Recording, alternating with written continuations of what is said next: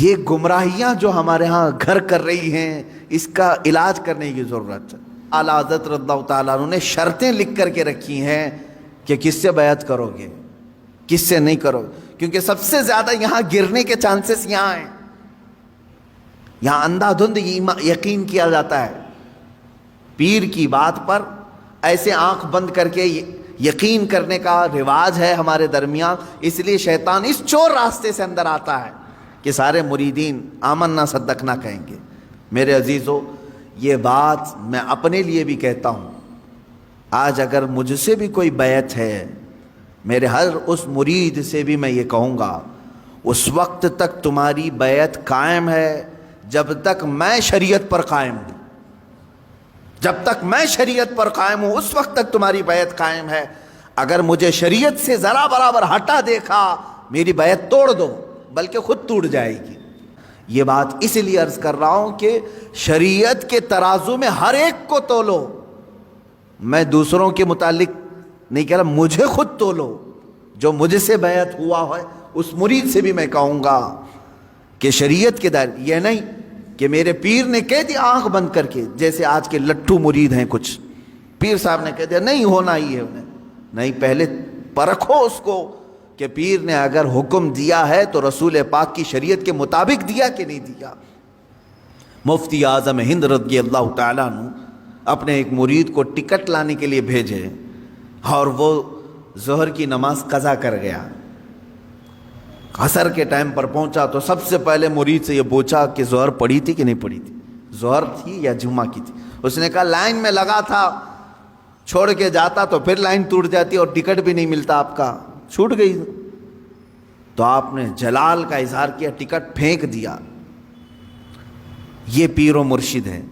اور مرید سے یہ کہا تو نے اتنا بڑا گناہ کیا کہ میری فرما برداری کرنے کی غرض سے اللہ کی نافرمانی کر گیا۔ یہ ہوتا ہے پیر۔ ہمیشہ یہ یاد رکھنا کہ پیر کی حکم بجاوری کے غرض سے کہیں ایسا نہ ہو جائے کہ اللہ کی نافرمانی ہو جائے۔ نمبر 1 سب سے پہلا ہمیں جو پرائیورٹی دینی ہے وہ رب ذوالجلال کی ذات ہے۔ حتیٰ کہ میں نے ایک روایت یہ بھی سنی، بڑے بزرگ عالم دین ہیں، میرے والد گرامی خود سرکار مفتی اعظم ہند سے بیعت فرماتے ہیں، ایک بار آپ تشریف لائے تھے ایک مدرسے میں، نماز پڑھ رہے تھے ظہر کی، گرمیوں کے دن تھے، علامہ صاحب نے بھی اس کو بیان کیا ہے۔ فرماتے ہیں کہ پیچھے وہ پنکھا لے کر کے جل رہے تھے، گرمی ہو رہی ہے، نماز پڑھ رہے تھے۔ مفتی اعظم ہند رحمۃ اللہ تعالی، میں سچے پیروں کی بات کر رہا ہوں میرے عزیز، سلام پھیر کر کے اس کا پنکھا کھینچا اور پھینک دیا اور کہا کیا کر رہے ہو؟ کہا حضور گرمی سے پسینے میں آپ شرابور ہیں، میں ہوا کر رہا تھا۔ تو آپ نے کیا فرمایا جانتے ہیں؟ کہتے ہیں میں خود اللہ کی عبادت میں تھا، اللہ بادشاہ اعظم ہے اور اس کی عبادت کرنے کے وقت بندہ غلام ہے، کیا یہ کسی غلام کے لیے لائق ہو سکتا ہے کہ غلام کی بھی خدمت کی جا رہی ہو؟ جب وہ بادشاہ کی عبادت میں لگا ہو تو غلام کی خدمت ہونی چاہیے۔ یہ فرسٹ پرائیورٹی اللہ رب العزت کی ذات کو دینے کا تصور ہم نے سچے پیروں سے سیکھا ہے۔ یہ نہیں کہ نماز چھوڑو، پیر کی عبادت میں لگا ہے، سب جنت دلا دے گا۔ کہاں کی جنت دلائے گا؟ کون سی جنت دلائے گا؟ بہت سارے پیروں نے اپنے مریدوں کی نمازوں کو برباد کر رکھا ہے، کہا نہیں تمہیں کیا ضرورت ہے، میں سب بخشوا دوں گا، سب بخشوا دوں گا۔ جو پیر ایسا کہتا ہے اسے قبرستان لے کر کے جاؤ، جو بھی مرید مرے اس کے ساتھ دفن کرو، اسے بٹھاؤ اس کے ساتھ۔ منکر نکیر آنے والے پیر صاحب بیٹھو یہاں پر، جب تک پورا حل نہیں ہوگا اٹھ کر کے نہیں جانا، دیکھتے ہیں تمہیں یہ قبرستان تک نہیں جا سکیں گے۔ حشر کے معاملات بہت سخت ہیں، جہاں نوح علیہ السلام ڈر رہے ہیں، موسیٰ علیہ السلام ڈر رہے ہیں قیامت کے دن، پیر صاحب کہتے ہیں میں بخشوا دوں گا۔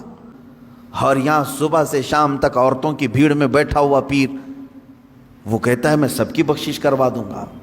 عورتوں، ہاں مرید کرنا جائز ہے عورتوں کے لیے، لیکن مصافحہ، بدن دبانا، مالش کروانا، یہ چیز ہرگز ہرگز شریعت کی اجازت نہیں دی جاتی۔ ایسے سارے لوگوں کی میں تردید کرتا رہوں گا، اس لیے کہ اپنی قوم پہچانے۔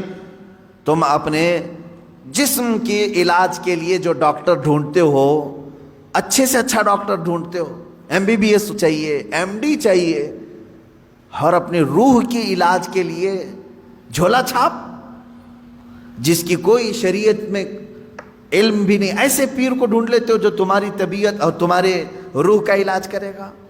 وہ کیا علاج کرے گا؟ وہ خود بیمار آدمی ہے بیچارہ، روحانی بیمار ہے۔ ہاں، جو روح کا بادشاہ ہوتا ہے تم اس کو دیکھو گے کہ وہ نمازوں کے لیے دوڑ رہا ہوتا ہے، اپنے مریدین سے کہتا ہے تنبیہ کے ساتھ، کچھ بھی چھوٹے لیکن اللہ کی عبادت تم سے نہ چھوٹے۔ وہ پیر صحیح ہے جو تمہیں رب تعالیٰ تک جوڑ دے، یہ نہیں کہ تمہیں اپنی دکان تک جوڑ دے۔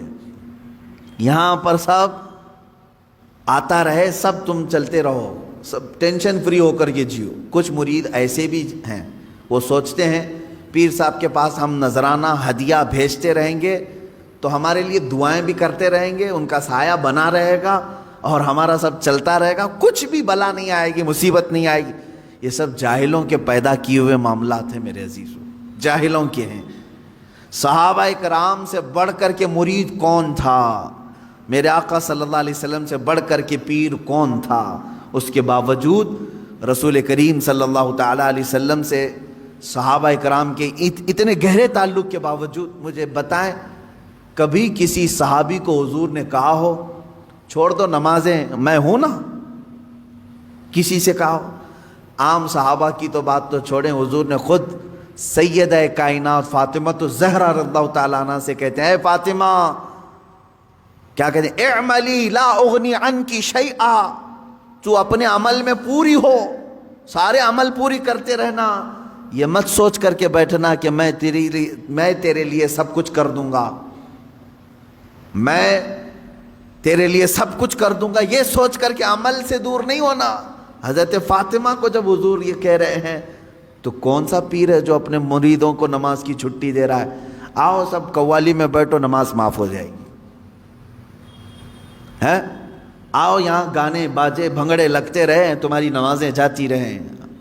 معاذ اللہ رب العالمین۔ ان شیاطین الانس کو سمجھیں جو انسانوں کے شیطان ہیں، انسانوں میں سے آئے ہوئے شیطان ہیں جو در حقیقت اس راستے سے اللہ سے بندوں کو دور کر رہے ہیں۔